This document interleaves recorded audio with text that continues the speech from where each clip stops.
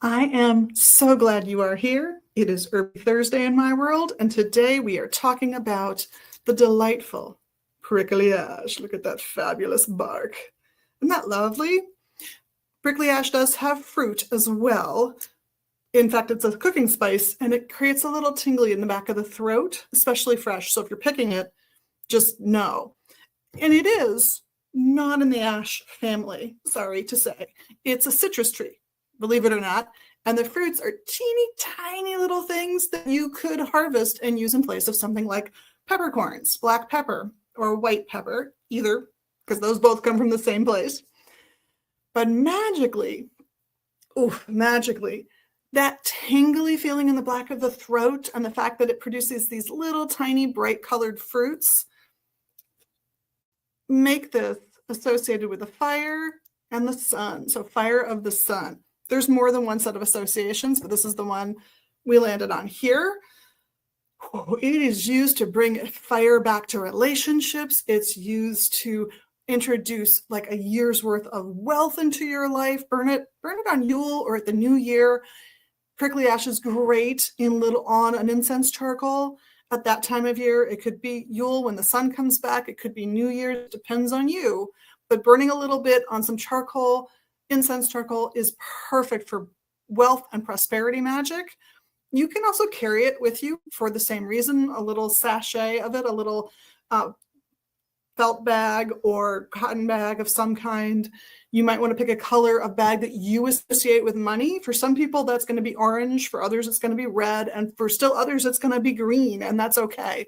Money color for you, put a little prickly ash in there, carry it with you to bring money into your life.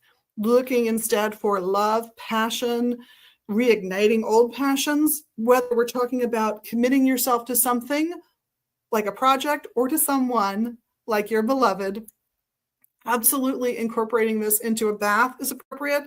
You might leave some in a dish in a bedroom if it's a relationship, a passionate relationship. Prickly ash is great for that kind of working. You can also harvest those fruits, dry them, grind them like peppercorns, and put them in your food for the same reason. Bring a little passion back.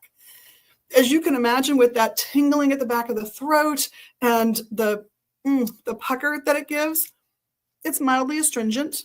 So some people have used it medicinally in the past for a variety of ailments where you might want to just help those tissues establish their boundaries better so the fluids are not quite so free-flowy in the body. But there's a whole host of things it's been used for historically. Prickly ash itself grows as far north as where I am here in Minnesota in the US. It's a fantastic little plant. If you happen to be near me in the Twin Cities here in Minnesota, the Eloise Butler Wildflower Garden has some growing in it that are labeled. That will help you learn to identify what they look like if you can find a garden that has it. And of course, the internet will be rife with photos of the stuff. But it's a beautiful tree. It's something that people have used the bark for certain types of pain and muscle work over the years. I believe it is Matthew Wood who first spoke about it as something that might get used specifically for physical pain regarding the reproductive system, for physical pain regarding post-traumatic stress disorder in specific. So if you have had experience using this herb for any of those things, I'd love to hear about it. In the meantime, I want to say thank you for watching, of course, on behalf of myself and all of the staff here at Magus Books and Herbs in Minneapolis at 2520 Central Avenue Northeast. That's right. And online at magusbooks.com. We thank you for all the magical things you do, including the little things you do to help us out here by liking, subscribing, commenting, sharing, etc. Hope we see you all soon at the shop or online. In the meantime, have a blessed week.